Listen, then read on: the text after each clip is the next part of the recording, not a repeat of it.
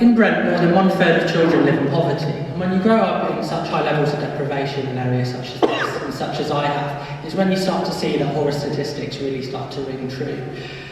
They also say that 1 in 4 people develop a mental illness at some point in their life, but when you live in areas of high deprivation such as that, it's more likely to be you. When I was 15, my best friend was diagnosed with schizophrenia, and he's put into an NHS hospital which it was later closed due to an abuse scandal that happened. Whilst I was there, I had a bit of an education because I learned how authority often turns a blind eye to stuff that goes on under its watch. And it's from there that I developed a passion really to challenge injustice that was occurring. As an adult, I do that now. I work in the NHS as a psychologist, and I work with people with learning disabilities to help services change to protect their rights, but also to help people to develop the skills to also claim their rights.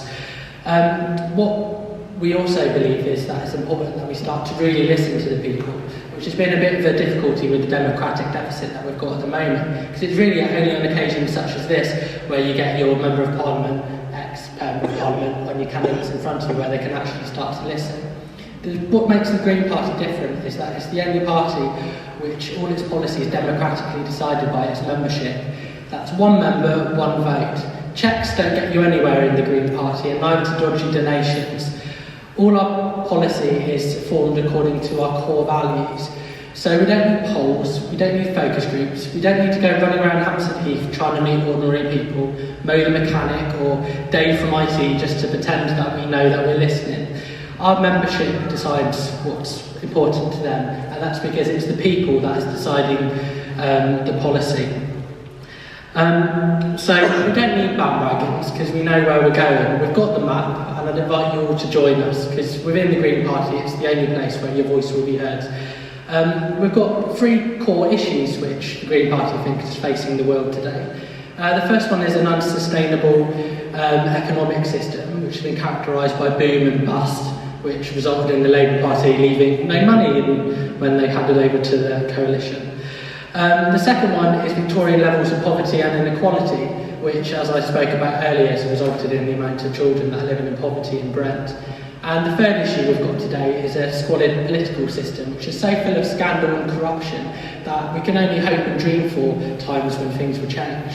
Over the course of tonight, I hope that you'll hear from me as a representative of the people of the Green Party, what we'll do to tackle each of those 3 issues.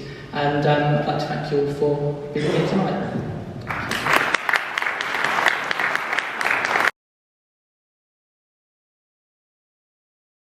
And berating PFI contracts, because they're part of the wider agenda to privatise the NHS. So, one of the first things the Green Party would do is we would introduce an NHS reinstatement bill. We don't believe that competition has any place within the NHS.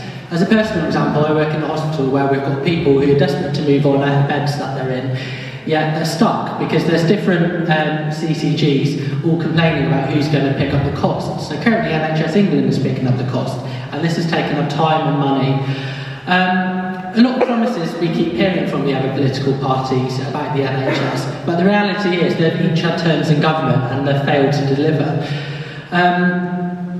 We had the coalition's budget where they voted and implemented all these cuts, which we keep hearing the local council complain about. But Barry Gardner lined up amongst them in January, and he also voted with the coalition £30 billion worth of cuts. And I don't mean to go off into the economy at the moment, but the Green Party has got the only manifesto which is actually costed fully, where you know where all the money is coming from. So, contrary to popular belief.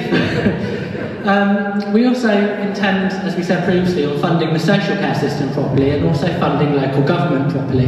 This will help the older people who are stuck in beds in hospital so people can get moved on. We've also got proactive plans because it's important to have a healthy population, and to do that we need to make sure that we lift people out of poverty.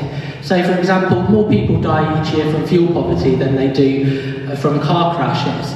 So these are people who are gradually getting ill and declining within our winters, who then get taken into the hospitals. By insulating every single home in the country, the Green Party aims to create hundreds of thousands of new clean jobs, but also abolish fuel poverty, and that will reduce the impact.